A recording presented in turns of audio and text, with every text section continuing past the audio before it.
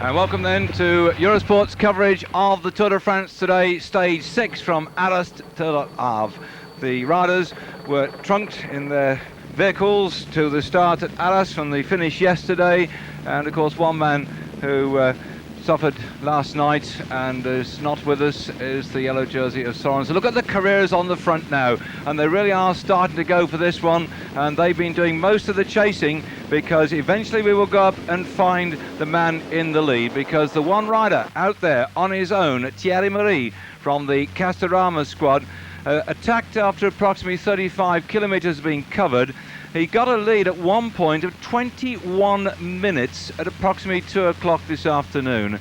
And at 3 o'clock it had been cut to 15 minutes. By then he'd been 135 kilometres in the lead on his own.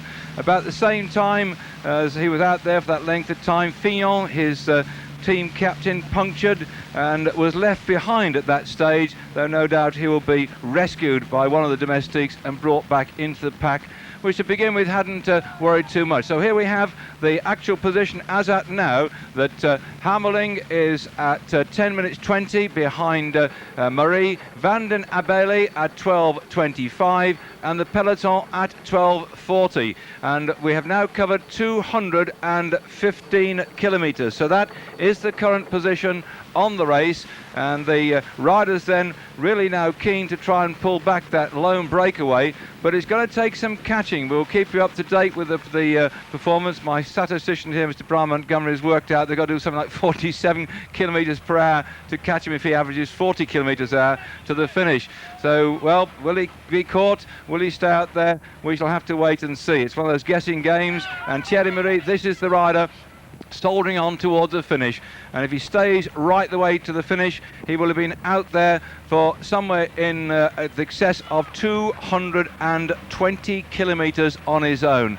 That is a long way in anybody's language, and Thierry, the winner of the prologue time trial in the Tour de France this year, has really set himself off to enter the record books as one of the big, long, lone breakaways in the Tour de France. And right now, the rest of the field have got to get stuck in and do some chasing down, because there's no doubt about it, with Carrera going for this one, the team, I think one team can't do the catching back on its own. They're going to need some help from other teams as well.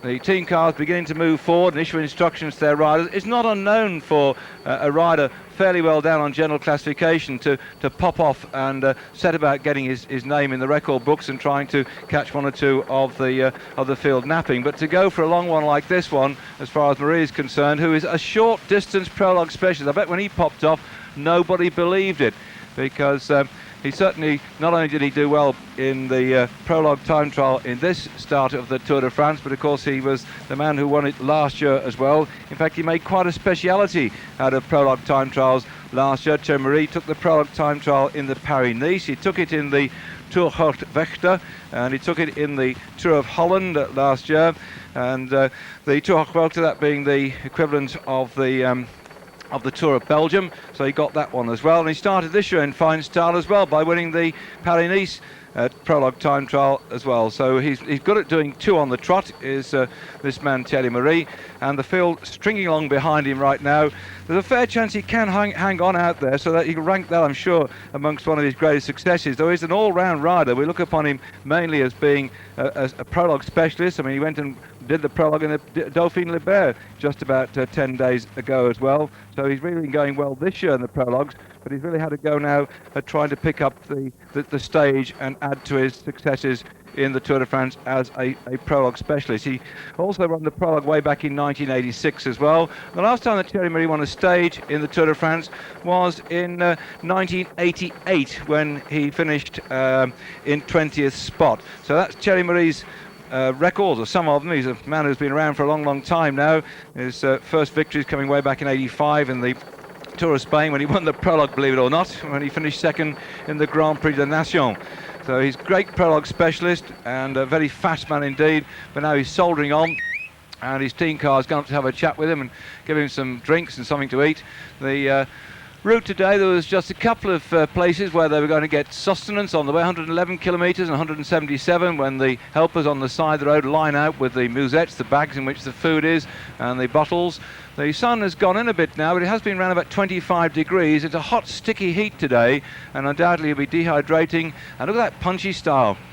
Marie of Castorama, the team which at the moment we understand is probably going to pack up at the end of this year. So that will be a disappointment in some respects to the team. Already Fignon is looking for a sponsor for next year. A lot of people are looking out for sponsors. As we went through yesterday, the Toshiba team, of course, stopping the end of this year, and our news flash yesterday showing what bad luck they've had so far in the Tour. So 10 minutes then in front of Hameling. Van den Abele is there in third spot, and 12:20 back to the peloton. He's now had 200 kilometres alone, and in fact Fignon is doing his best to try and slow things down for the benefit of his teammate out up in front. So that's the current position. The rider you're looking at on your screen from the Castorama team, riding on his rally bicycle. So there's an Anglo-French relationship here. The bicycle built in the special development section that Joe O'Donovan looks after in Nottingham, where they in fact glue. I'm just having a look at some of these bikes they glued together. They've been doing new things recently. That's gluing even steel into steel lugs rather than alloy into steel. Steel into steel lugs rather than alloy into alloy lugs, as most people do. And he's got that sort of hunched look about him now, and pedaling. I can tell you at this stage, when you've spent something like 200 kilometres, that's about 120 miles on your own, then you begin to get like an automatic machine. But it's a rather hilly course he's got to go over, and it gets tougher towards the back end, and that will certainly hurt his legs, because we've got quite a number of fourth category climbs today in the race. The first category climb, we're now at this spot, 221.5 kilometres at Godeville. That's the point that we're at now, and the riders behind him then will be working out very quickly with their calculators just how far they are from the finish. 221.5 kilometres, 259 it is. Finally, they're going to hit the line in Le Havre, so that is some 38 kilometres yet for him to go.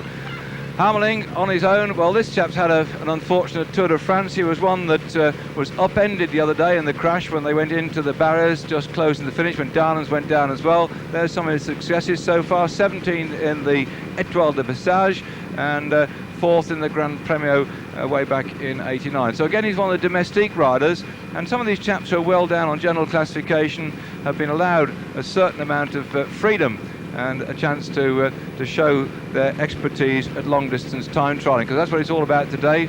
I'm not surprised the bunch were sitting there quietly, because we've got virtually a race within a race. When we started this morning, technically with Sorensen, who had not retired for the race until he failed to sign on this morning, technically when he started this morning, he was 9 seconds up on Greg LeMond, and Sean Kelly at 10 seconds behind Sorensen, and then behind them Brookink at 16 seconds. These are the times back from Sorensen when we started this morning. Abdul Japarov at 27 seconds, and Darnans at 37, Cornelet at 49 seconds, Vermote at 58 seconds, Raoul Alcal at 1 minute 6, and Yaman at 1:22. I mentioned those because they were all the riders as we go through Godeville. It's nice of them to put a banner up so we can exactly know where we are. And of course, the graphics coming up giving us good indication of exactly where the rider is at the moment.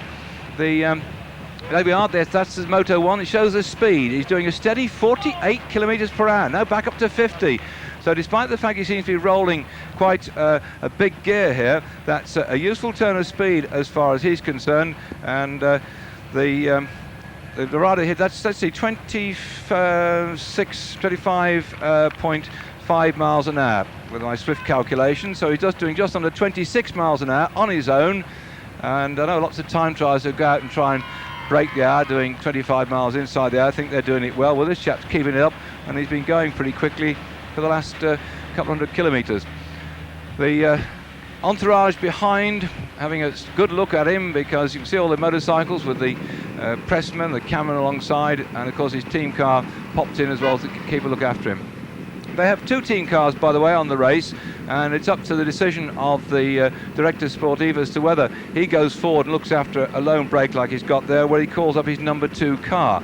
So they have two cars, and they go all 22 cars in the order of general classification. So the best placed car as they started today would have been the Ariostea squad, as the cows do a little bolt. They certainly get excited when the race goes by. Usually it's the noise of the loudspeakers of the publicity caravan and the entourage travelling with it, telling people what's going on, that frightens the guys. There's a bit of a break there. There's a crash or something's gone wrong. For some reason or other, there's been a big split, and I think there's been a tremendous crash here. There's riders all over the place, and there's great consternation. There's goodness knows how many have come down. There's quite a split when that field went through, and there's 1, 2, 3, 4, 5, 6, 7. I can see at least 7 riders at the moment mixed up. They're a bit difficult to pick them out with the helpers and the cameraman piling into it. It looks like somebody's gone off the road and into the ditch as well, and they're being restarted by the mechanics. One of the Z riders down, Helvetia down, Panasonic down, and of course the speed the race is going now, they're going to have to try and get themselves back together again. So the peloton that has to do 61 kilometres to catch him in the last 36 kilometres, that's 40 miles an hour. It doesn't look like our leader was going to get caught, but you never know in bike racing. But that's been a bad crash again. This is fairly typical in the early part of a Tour de France, when the bunches are all packed together. See the mass of those team cars I was talking to you about, where the number 1 car is first in line and then the number 2 car is behind. So the number 1 car will go through quickly now. There's still a lot of problems down there. As usual, the cameraman of the press there in to take their shots, and we can't get our camera from the helicopter down to see exactly who's in what sort of trouble, but that is taking some time to resolve. That looks like a bad one, because normally riders go down, they're just a bit bruised and battered, they're back on the bikes as fast as they can do. And the pack, unaware of the crash at the back, are still piling on the pressure. It's Carrera going for this one. They've got to try and close that gap down. Still Carrera on the front, hammering after a 3-man break, who are still out there in the lead.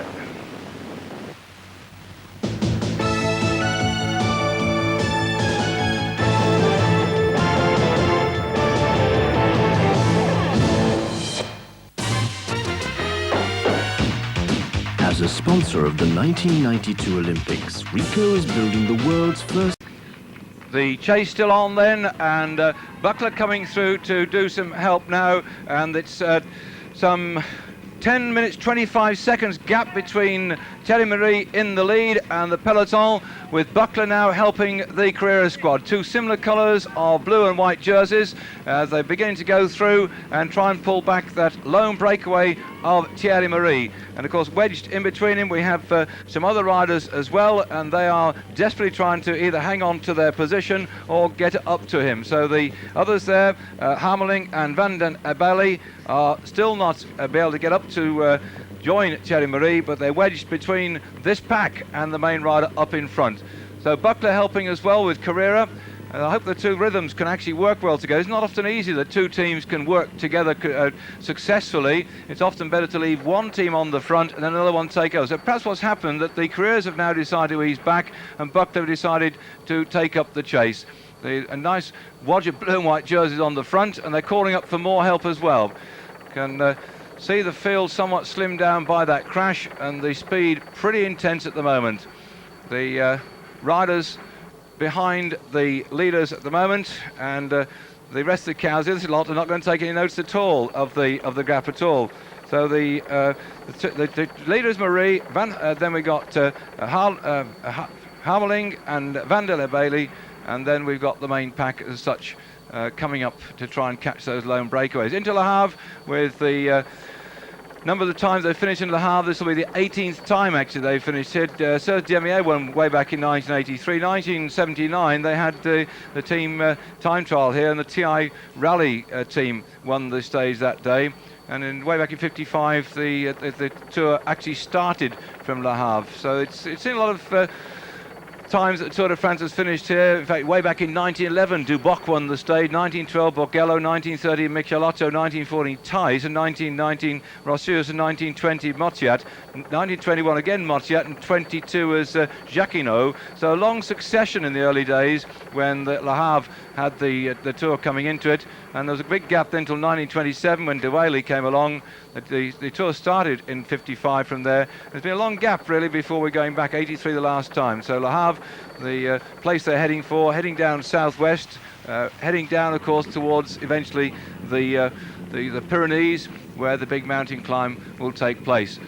So the Buckler and Carrera team looking like they're still working well together, pushing the pace along as fast as they can do, and the Buckler team and the Carrera team mixed up. So we're back up with lone leader Thierry Marie, and there he is, still rolling round on quite a big gear, looking comfortable, and you just have to hope that the man with the big hammer doesn't get at him.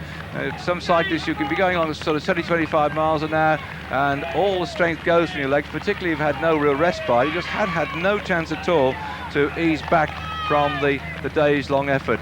The course ahead of him quite considerably hilly actually, because we've got today no less than 5 of the 4th category climbs for the riders. He's just got the sprint at Hermeville. He's over the worst part of the climbs now, so that's all the climbing is behind him. He'll be thankful for that.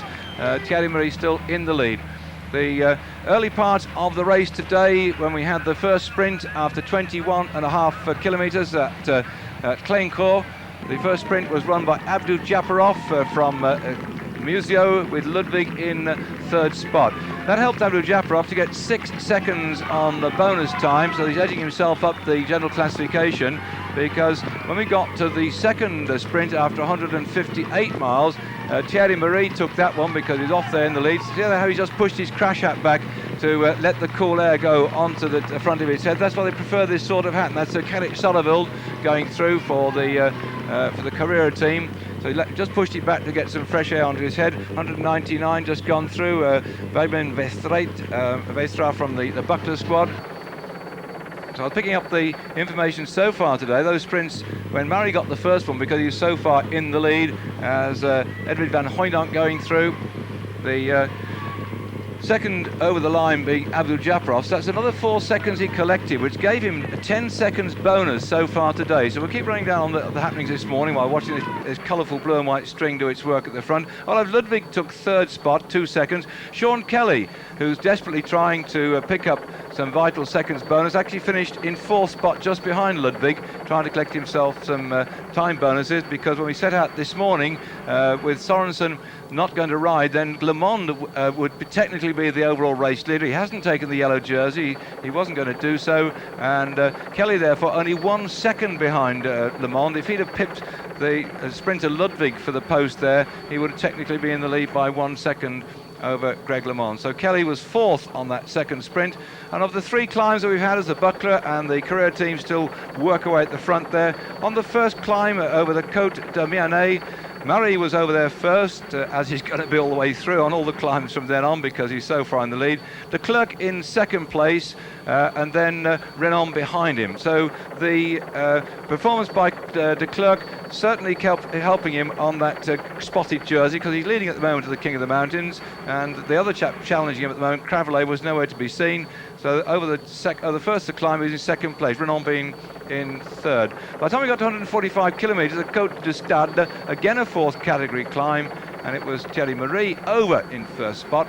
Kierpucci, Little Devil, came up into 2nd, and they call him the little vixen, the little fox actually. Little fox, not vixen, because he's a man, isn't he? The little fox, because the way in which he goes out on attacking raids, and he went and attacked then, got himself over in 2nd spot. De Klerk in 3rd, collected more points towards the King of the Mountains. By the time we got to Côte de Pourville, the position was exactly the same. Murray over in 1st spot, Kierpucci over in 2nd, and De Klerk 3rd. So De Klerk has got enough points to have collected for him all the points he needs to preserve that jersey, the spotted jersey, as the King of the Mountains. Well, here we are. This is the sprint. He's not got much gallop in his legs, has he? I wouldn't be surprised. But there, PMU, that's the tote, the equivalent of the totalizer in France. putting up the prizes. And so the sprint at Hermeville going to Thierry Marie. There's your map. The blue bit at the top is the channel, moving out in fact towards the Atlantic down there to Le Havre. And we've gone through Hermeville, and that's at 230 kilometres. So there's just some 29 kilometres to go for this man on his own, where he's been ever since he set off at something around about 35 kilometres. So he's done now nearly 200 kilometres all on his own. That is a formidable performance by Thierry Marie, who's been out there now and is still persisting. This group behind him, probably they're going to recognise at some point they've got to give up the chase. There's no chance of catching him. So the poor fellow, whilst he might be suffering somewhat, might have a good chance, I think, of hanging on to that one. And in between Harmeling and Van den Bailey, we haven't seen much of them recently, because they're quite right there in the green jersey. Abdul Japarov working his way through and just touching the Amaya riders, asking to get out of the way a little bit. Abdul Japarov convincingly at the moment in the lead on the points of the Tour de France, wearing that green jersey. He's been sprinting very hard indeed, and he's now 110 points he's got. Ludwig in second with 97 points. Sean Kelly is third on the points competition with 92 points.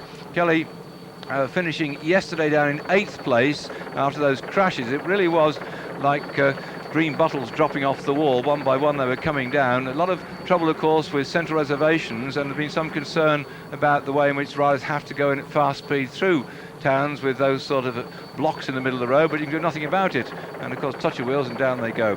So the Kelly 8th yesterday, and in fact that Abdul Japarov was way down. He finished in 27th place yesterday, so he didn't score many points. It was Kelly who helped himself to a few yesterday, but still Abdul Japarov 110, Ludwig 97 points, because Ludwig finished in 3rd spot yesterday behind Remy Stump. If you didn't see the finish, I haven't read the papers this morning, Nidam got the gallop yesterday, his 70th success of his racing season, racing years, and Stumpy second, Ludwig third, Kappa's fourth, Yekimov fifth, Muzo sixth, Redant seventh, and Kelly in 8th place, Rab, and then Van der Arden complete the top 10.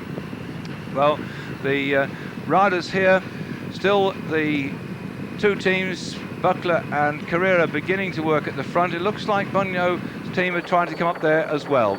So some assistance probably coming from the Chateau Dax squad. And a long string, they're still going along. The three men are still in the lead. This is some race we're seeing today. Eurosport. The Tour de France is brought to you by Isostar. The fast. Welcome back then to the man out in front now is Thierry Marie.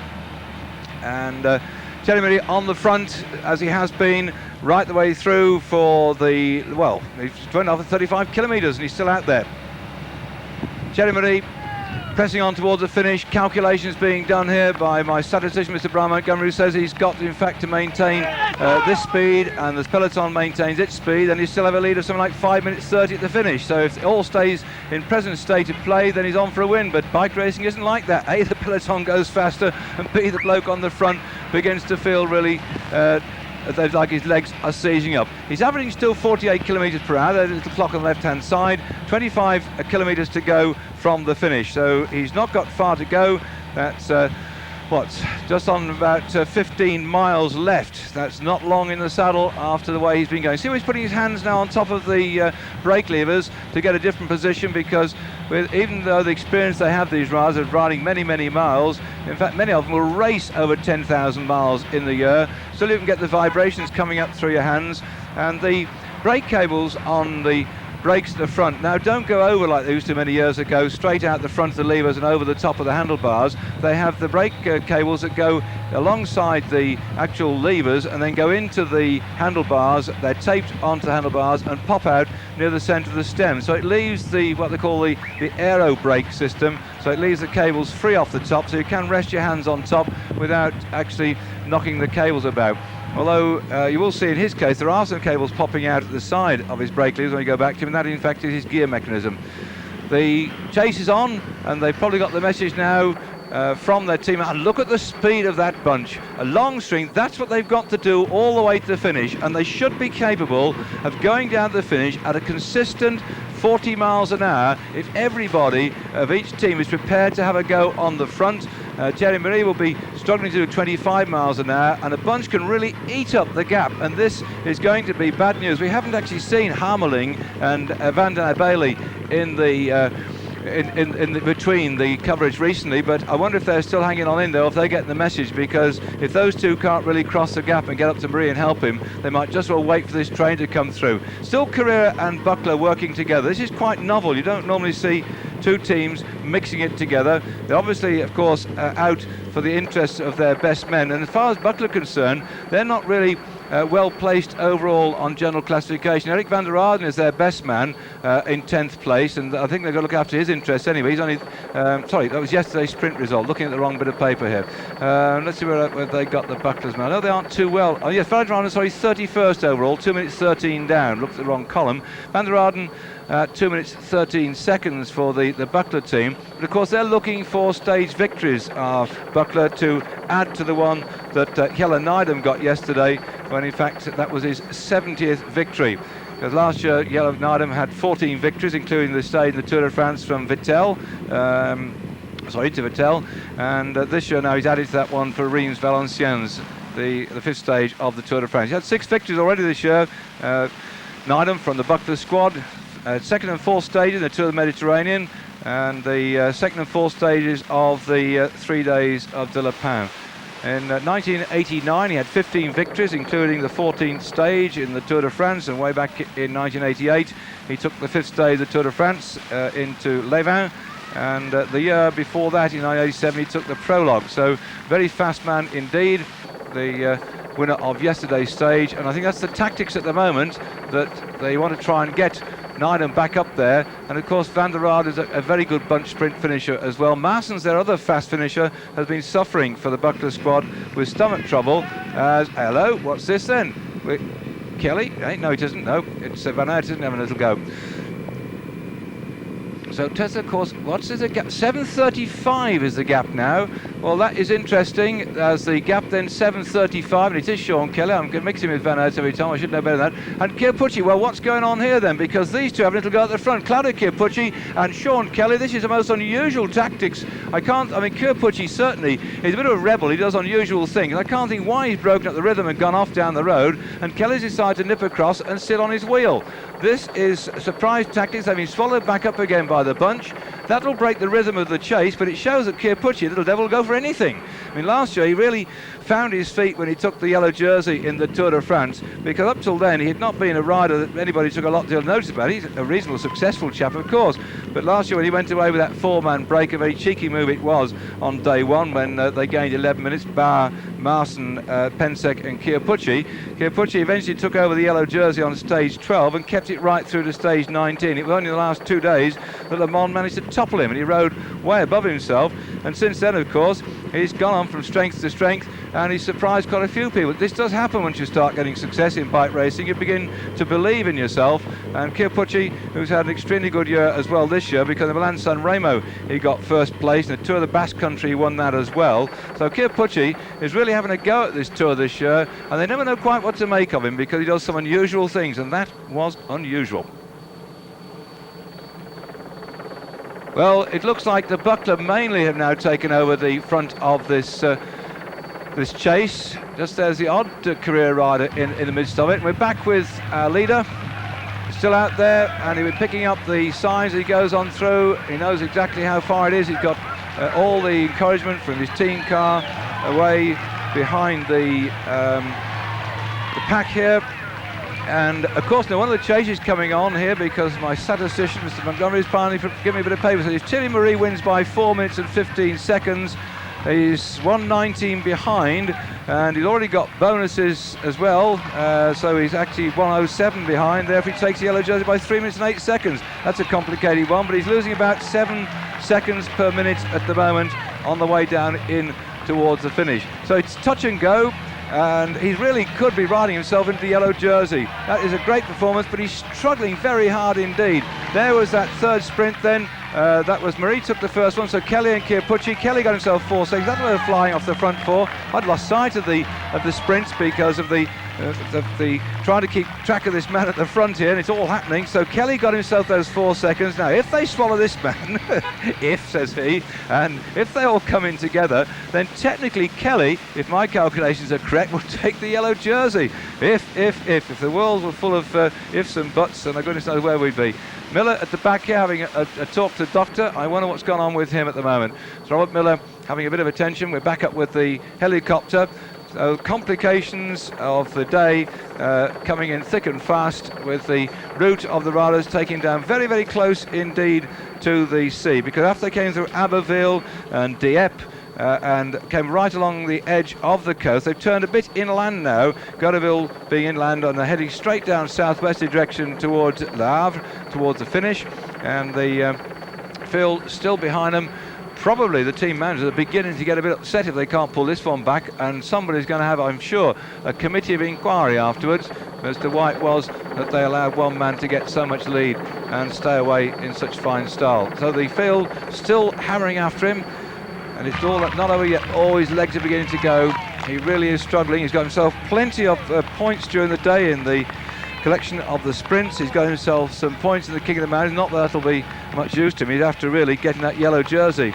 So we understand that Harmeling and Van den Eyck have both been caught. We didn't actually see that happen on air because they've been dapping backwards and forwards, but it looks as if the men in between are caught, and we'll wait for some official confirmation of that. That's come up off the radio, and it should be possible. Then I'd have thought that they would be swallowed up, because this man at the front is still soldiering on, and the pack behind were beginning to really go, and the other two riders don't have the sort of enthusiasm for the chase, because this chap, when you're going to win a stage, there's one of those central reservations with the straw bales covered in plastic, so difficult for riders to see around it, because look at the crowd out cheering this man on. They love cycle racing down here in this part of the world, and they've been listening to it on the radio, they've been watching it on television, they're rushing out to see the field go by, and what a chase this one is.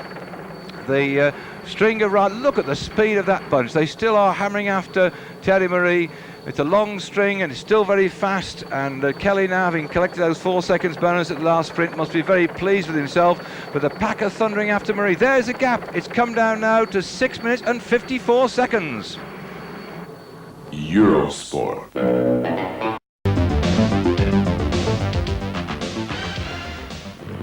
The Carrera team, that gap now just 6:54, are really beginning to go for this one, and they've gone back on the front. Buckler seemed to have drifted off the scene. Let's have a look if any more of them are still in there, and that's rather surprising that they've not actually been allowing Buckler really to go for this one, because Buckler will be very keen, I think, to go even faster still to try and get that stage victory. But I would have thought by now that some of the other teams have got to start going for it, because Le Mans with the Z team, Le Mans technically will take the yellow jersey if only they can stay close up on Thierry Marie, who started out this morning at 1:28 down on Sorensen, which means 1:20 down on Greg. Sorry, that's 1:28 down, and yeah, so it's 1:17 as such on Le Mans. So if in fact the Z team have got that message, they've got to do some chasing as well, because they've got Le Mans this morning technically in the lead, Kelly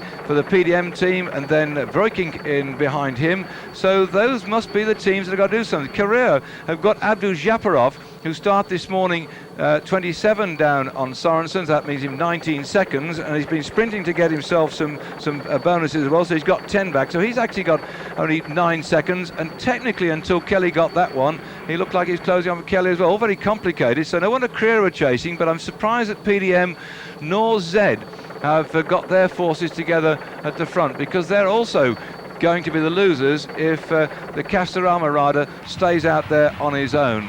So the worst losers could be PDM, could be Z, and could be Carrera. So it looks like he's still got a good chance to go in towards the finish. This is the man we're looking at with every opportunity if he just gets in there, and with bonuses already, 1 minute and 7 seconds. There's his speed. Look at that. He's got 16 kilometres to go. He's averaging some 60 kilometres an hour, so it's a bit of a downhill drop here. That's just on 36 miles an hour, and he's really going for this one. 16 kilometres left. Well, he should knock that off at this sort of speed at probably round about 22 minutes, I suppose. It should take him to get down to the finish. And the bunch then, who are still way back, some 6 minutes back, they've really got to go some. So they've got to do in what he's going to do in about something like about 22 minutes. They've got to do it in around about 16. So that sounds almost impossible. They've probably got to do 60 kilometres per hour to get down there. They've got to do 1 kilometre every minute to get down there. The gap now 6:15, so it's coming down. It was 6:54, and if they can just go then at something like 1 kilometre per hour as they head down towards the finish, sorry, 1 minute per kilometre, then there's 20 kilometres to go as far as the bunch are concerned. They're 4 kilometres behind him if the moto figure was correct before. So they've got to really go for this rider and put the speed up at 60 kilometres per hour. And on the run down into Loud, they've got a pretty good chance of doing that once they get over the top of this hill, but they've got to work that much quicker. This is still touch and go, A for the stage victory and B for the yellow jersey for Thierry Marie. That has broken the rhythm. Still Carrera and Buckler. So goodness knows why PDM haven't been asked to get involved in this one, and why Z haven't done likewise. Because they could do an earlier burst actually and allow Buckler to come on song later on to try and get the stage victory. But Carrera obviously want to get Abdul Japarov in with a chance. 15 kilometres to go. We saw the 20 kilometre sign a bit back just for the main pack, so it's just 4 kilometres approximately between this rider and the main pack. Probably just a bit more than 4 kilometres, and the speed he's going at the moment, probably about 120 kilometres per hour. That's 4 plus 80, that's 5 and a bit. So yes, he's coming down about 6 minutes, I'd have thought.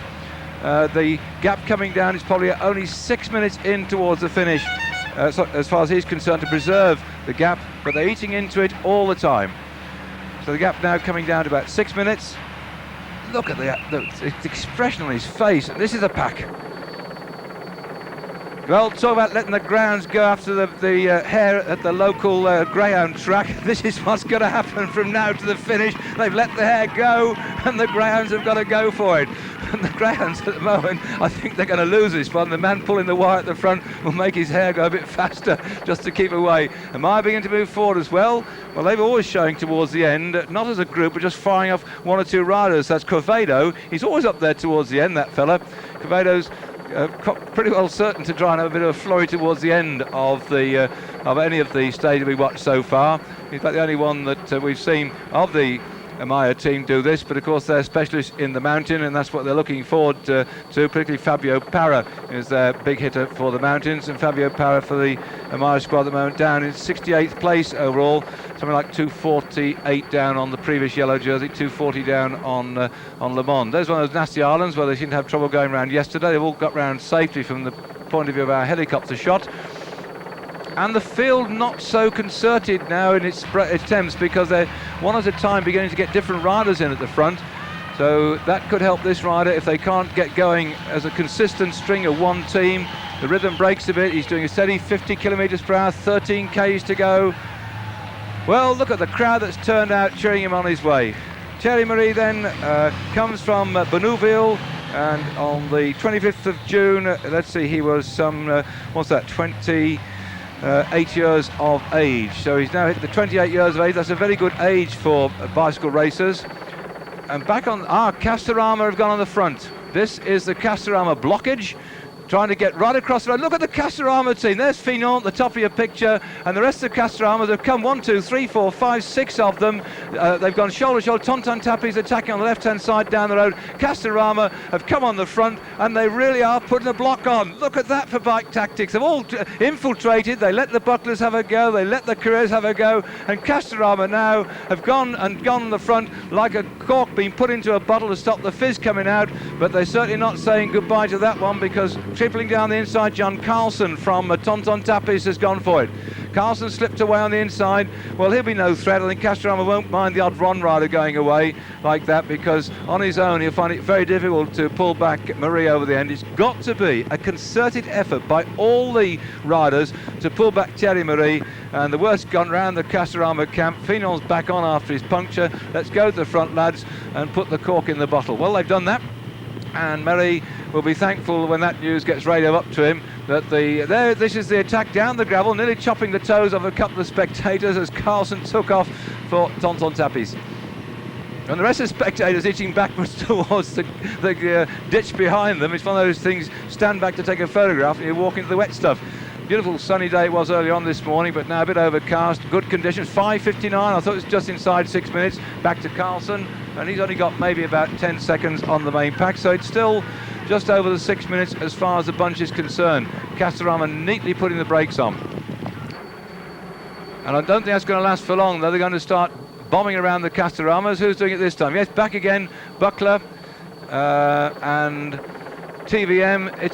This is not what the sort of chase it should be, because there we've got a Castorama rider on the back of the Buckler rider, TVM behind, again coming up for the career rider, trying to get in between. There's a Castorama again. They're infiltrating the chase. Zed's moving up. They must get some men up there. Zed and PDM have got to come up. But look there again, Castorama, the blue shorts, the blue like a set of overalls worn by a do-it-yourself man. That's what you got to watch out for. Fignon's up there as well on the front. That's an unusual position for him to be actually driving along to defend somebody, but he's playing a very good job here. So with Castorama slowing this field down, there's every chance that Marie might be able to stay away. Just look at that action by his team.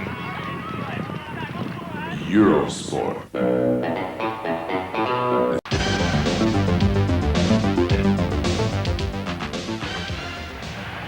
And this is the man that they're chasing up at front still, 38 kilometres per hour, hovering around that.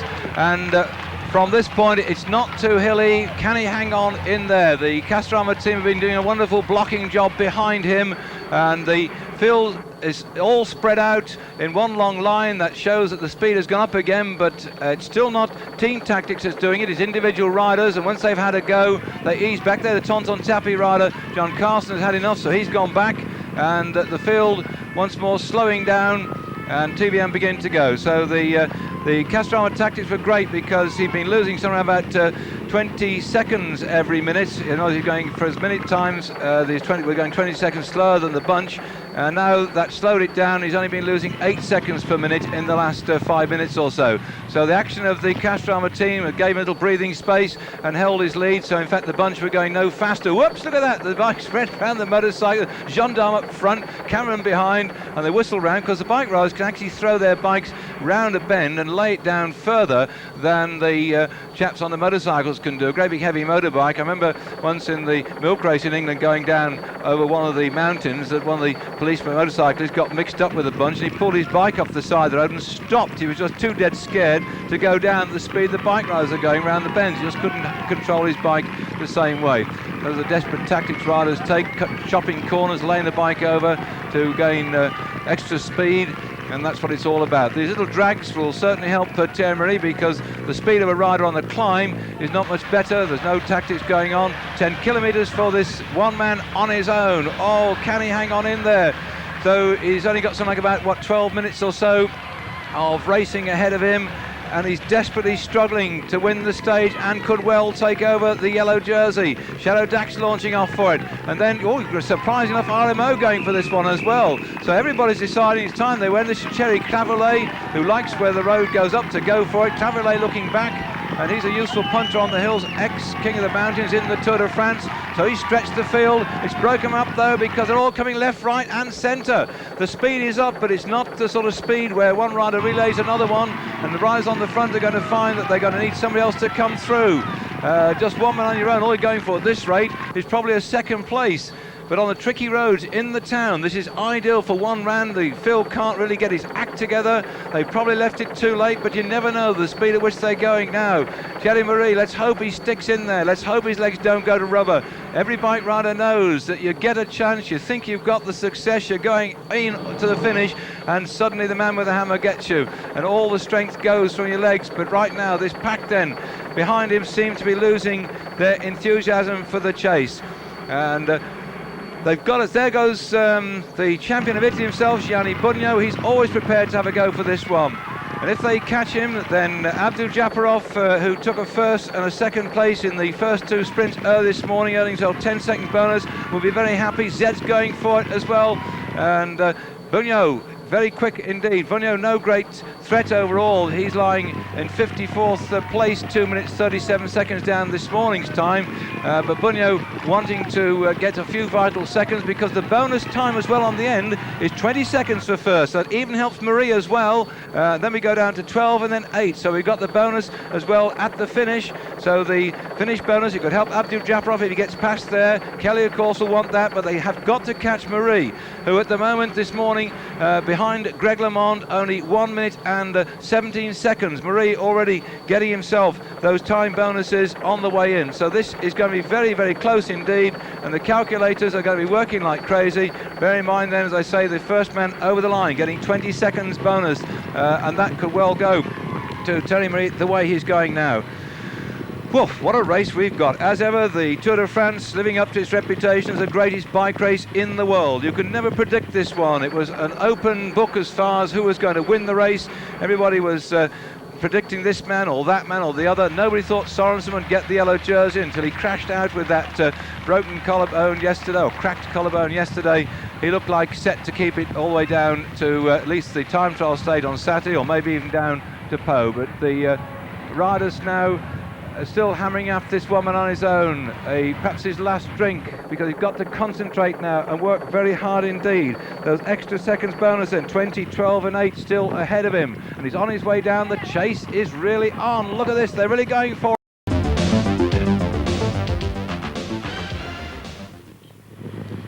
And the attack still from the field to try and pull back Marie as Abdul Japarov eased back, so the rest of them taking in turns, the big hitters going for it, and the time gap is now 4 minutes 23 seconds.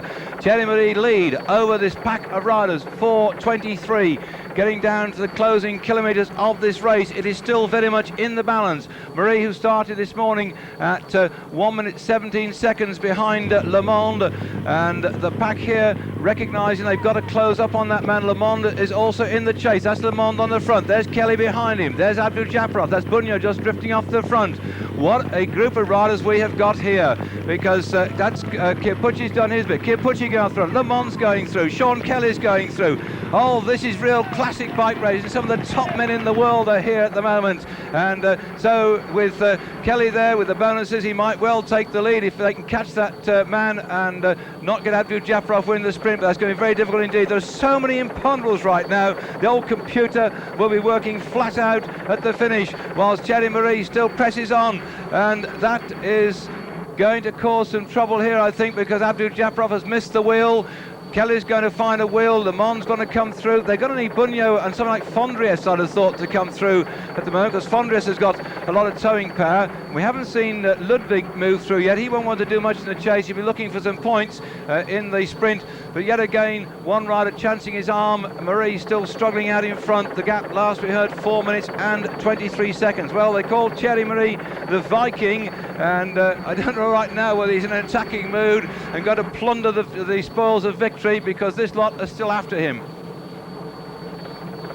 Swinging around that bend, that one lone rider is probably going to get snaffled up, and it looks down there in the down as if he has been caught. Yes, and it's Bugno that's done the catching. I think it was Abdul Japarov. A bit difficult on our screen to pick it up here. As ever, monitors for commentators are rather blurred, not like the ones you get back at home, I can tell you. And still watching the green jersey, Abdul Japarov back there, a lone rider on his own still there. Kelly still back behind him, and I'm certain that's Bugno back in third spot. LeMond just in behind him as well. LeMond starting to wind it up. They're going to do all the work themselves here, because their teammates have been absolutely cooked in the chase, and it's certainly one of the Panasonics moving up into second spot. I think that's probably Fondriest rather than Ludwig. He's looking back to see where Ludwig's got to. Ludwig likes to lead out, and he hasn't got it this time. Look at that, how those leaders have stretched the field, and nobody back here can help those riders in front. I can tell you, they won't want to wait for them. The speed of Kelly, Kierpucci, Bunyo, and out there Le Monde as well. Those classic bike riders have absolutely rocketed away,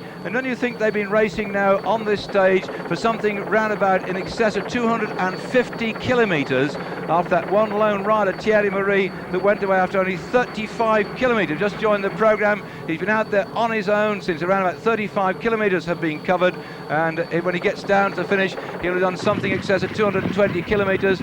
And we've got it's Anderson in there, 4 kilometres to go for Thierry Marie, and Anderson is up there. Well, he's a very good rider when it comes to a big charge over the last few miles of a race. I remember him taking off with about 15 miles to go in the city tour of New York, and he collected some £15,000 worth of prizes out. They're one of the biggest race prizes I've ever seen. And he took off, left old Ron Keel for dead, rode in on his own, great pack appeal trying to catch him. Anderson likes a long charge. The field's come back actually, so they must have slowed down a bit. Abdul Jafarov is still in there in the green jersey, 1, 2, 3 from the front. See Greg LeMond with the Z and the white crash hat on at the moment.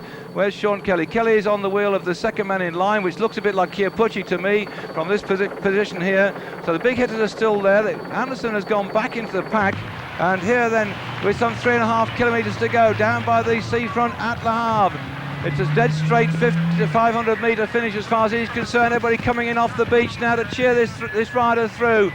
Thierry Marie, one of the greatest rides of his career, prologue specialist now, is going to go into the records of one of the greatest lone breaks that we've seen in the Tour de France for many a long time. I think it's probably as long as the one that Joel Pellier did for BH when he was into Futuroscope the other. That was an enormous long one as well. 3 kilometres to go.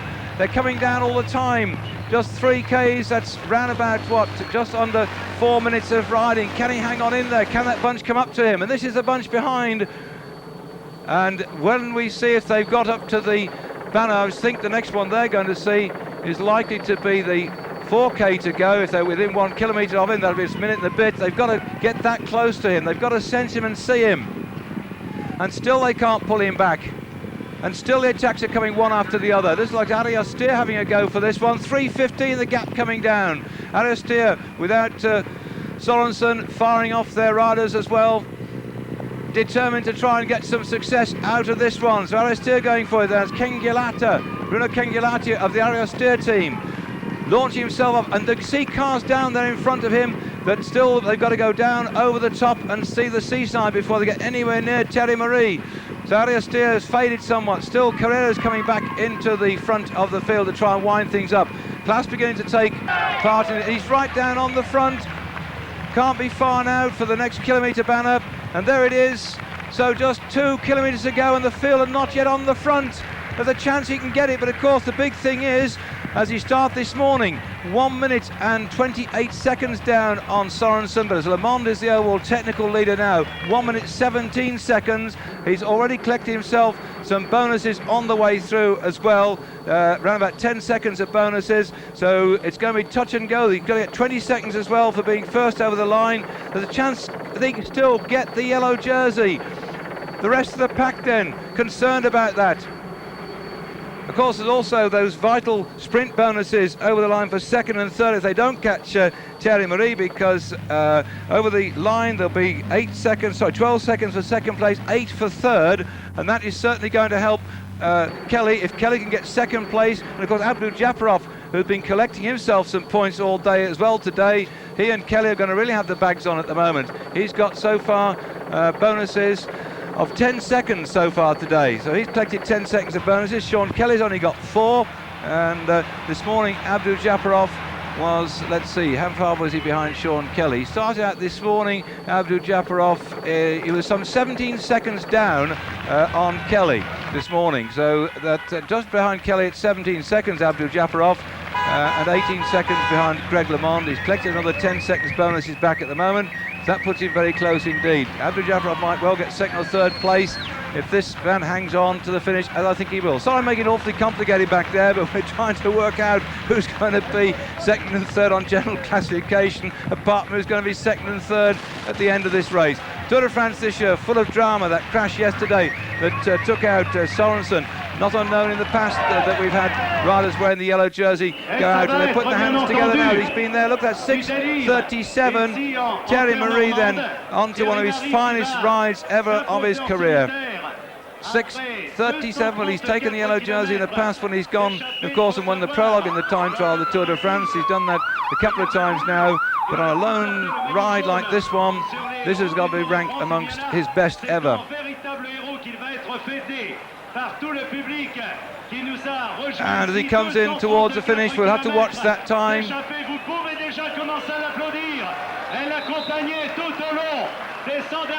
He's struggling now, he's beginning to find it hurting.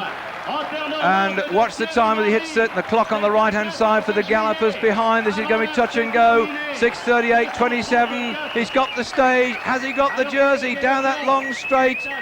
He's got to get, I think it's well in excess of a minute, and then it's all over and done with for the big pack. And I think the chance is that he will get it, because they're on the front, moving like a train.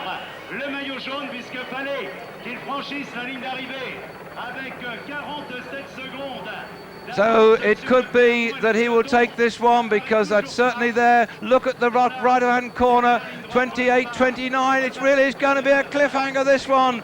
Absolute cliffhanger for Thierry Marie as the bunch is coming in towards him. It's going to count down. Is he going to have that time of something in excess of 1 minute? Because, of course, he's got an extra 20-second bonus for going in first place as well. So that has helped him considerably. And here he comes. The bunch is coming down towards the finish, hurling themselves in. And look, the crowd stepped out, nearly got clobbered. They're inside the final kilometre. The big pack thundering round that long straight, and they've gone over a minute. Well, by my calculations, Thierry Marie then is in yellow, but remember, that's all totally unofficial. I reckon Marie has got the yellow jersey. They're just behind the port. Remember that well, came back from the Tour a couple of years ago, getting the car on that particular boat just there. And the field have certainly realised they've shot it then. It's gone over the top. I'm pretty certain that the Thierry Marie has got that yellow jersey, but who's going to take the vital second place then? As the cars then making difficult on the telephoto lens here, who's going to get the big gallop? And there, Abdul Jafarov on the right hand side, he's boxed behind Muzio. Up on the left hand side, the Panasonics are going, but Abdul Jafarov's got his own line. Abdul Jafarov with Stump behind him, and DeVille. Abdul Jafarov still going for it. Stump on his wheel. It's Abdul Jafarov and Stump coming off his wheel. Abdul Jafarov throws his bike to line. Stump's on his left hand side, and Abdul Jafarov and Stump on the left might have got that one. It was so close.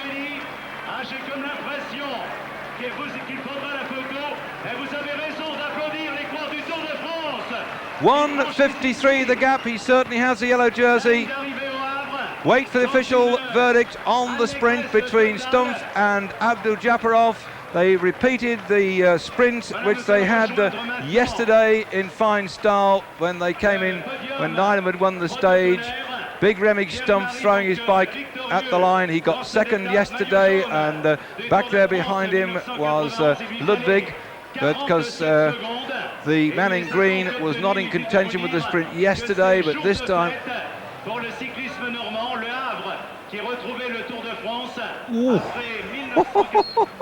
I think that Stumpf got that one from Abdul Jafarov, and it was Sean Kelly who came this side. He switched his line. I saw a rider drift across, and therefore I'm pretty certain that Kelly got, that would be, let's see, second, third, fourth place.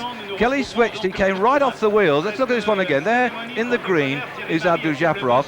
Menacingly behind him is Big Remmig Stumpf, all 6'4" of him, about to eat the little chap up in front, or try to. Kelly is behind. Kelly's pushing his way through past the other Histor rider, who's now lost it. Kelly's switching behind Big Stumpf. There's a good wheel to follow. Goes for it, out of our picture. Stumpf throws his bike alone. I think he got it, and Abdul Jafarov got, I think, second, but Kelly was very close. We'll have to wait till we get a picture on the line. This beautiful city of Le Havre had 17 times the Tour de France has been here. This is the 18th, in fact, and that can't have been bad. Well, the Castorama tactics certainly slowed down that field at a very delicate moment, as that action replay again. Well, you back at home, you take your judgment now. Let's see if you could read that one. We had to pick it out full flight when they're coming down it. 39 kilometres per hour was the average, and that's just under 25 miles an hour as far as the overall average is concerned. So on his bike all the way through for Marie after some 220 kilometres on his own. Tremendous.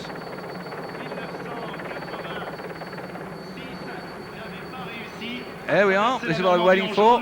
Yes, Stumpf and Abdul Jafarov and Kelly. So we've got second, third and fourth on the line.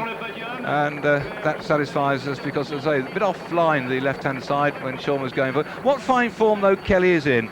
As a bike rider, he's done more Tour de France than anybody else is in this pack. And here we're going back to look at Thierry Maury. Let's remind you about Kelly. He's actually riding his 13th Tour de France, and he's riding like a 2-year-old. And this man here collecting the stage victory, 50,000 French francs. That's £5,000. I'm really puffing and blowing. Well, that's the hardest 5,000 francs. I think he's £5,000 he's ever earned, but he earned every penny of it because they share the money amongst the team. And today the Castorama Team Tactics were ideal. They were just on the front at the right time to slow down that chase, which helped him go across the line with that slender 1 minute and a few seconds ahead. So Sean Kelly riding his 13th Tour de France. His best overall placing was 4th in 1985 because he's worn the green jersey 3 times, and the fair chance is there he is. Thierry Maury taking the flowers of victory, the 28-year-old from Benouville, getting the kisses of victory. Paris-Camembert, he won that last year. This year he's already won a couple of prologues in the... There we got Kelly DeVille, it was in 5th place, Jalabert 6th. That puts the thing together as far as we're concerned. Stone Fabian, Kelly, we picked those out, DeVille and Jalabert behind. So for Thierry Maury then, who won the prologue in the Paris-Nice this year, won the prologue in the Dauphine Le Bret, and now he's won this stage. He had 7 successes last year, and good list of successes over the years, usually in prologue time trials, but he's undoubtedly going to look upon this one, I think, as one of his classic victories ever. And he's coming out to get the yellow jersey as well. Well, they nicknamed him the Viking, and he's come and plundered that one as well. Last year, if you watched, 2 years ago, watched our coverage on Eurosport of the Tour de France, he was the one who was blowing the trumpet when he sounded Rivalet on Bastille Day. So he's a bit of a clown as well. He rallied his troops last year, and his troops repaid him this year, Castorama, by going on the front and slowing it down. Actually, last year, 1990, he didn't have a very good start to the season. First, he had a knee injury, then he was involved in a car crash which broke his nose. So he looks like a boxer because he smashed his nose against a car last year. Well, what a success. The world likes somebody who throws down. And there is the Classement General. Maury, Kelly, Abdul-Japarov, Ludwig, Muzio and Skurd. What a massive change on the general classification. Sean Kelly closing up yet again. Well, it's all still very much in the balance, this one, isn't it? My goodness, what a race we've got.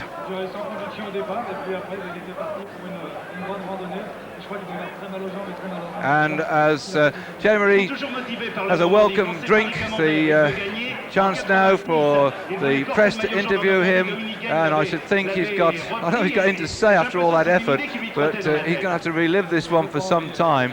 What a long, painful, hard journey it was for him, and you can see it in his legs coming up that bumpy straight. But riding a bike that distance, it's tiring. He's averaged just under 25 miles an hour for that distance. Abdul-Japarov still keeps the sprint jersey. PMU, the totalizer people who handle the racing in France, have got a racing certainty at the moment for that fellow. If they want to put some money on, very short odds, I think, for him keeping the green jersey for a few more days. But when we get to the mountains, Kelly will be poised, I think, because Sean's a much better climber than him. So revelation, I was saying earlier, at 35 years of age, of Sean Kelly. That's certainly going to get all my friends in Ireland in the bars watching the television and celebrating if he gets A, the yellow jersey, or B, the green jersey. We've got a cracking tour this year, and Le Havre has seen yet again a famous finish. Beautiful seaport here, and I know many people come across here using this as a port of entry to France where they're going on holiday, and thousands of holidaymakers will be making their way down towards the Pyrenees and to the Alps where this race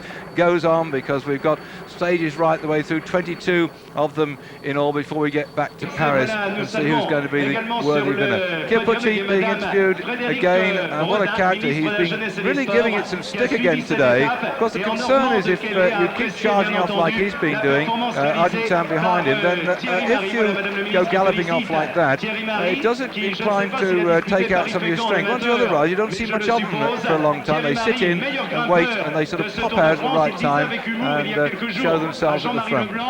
So the beautiful town here of Le Havre has seen a fantastic finish today, and we're going to have some more racing on the old Tour de France tomorrow. We hope you'll join us, because we're covering this thing right right the way through every day. Tomorrow we're going from Le Havre to Argentan. It's the 7th stage, and tomorrow 167 kilometres, so that's going to be a relatively short one after today. So we hope you'll join us tomorrow for some more Tour de France coverage by Eurosport. Myself, David Duffield, saying goodbye.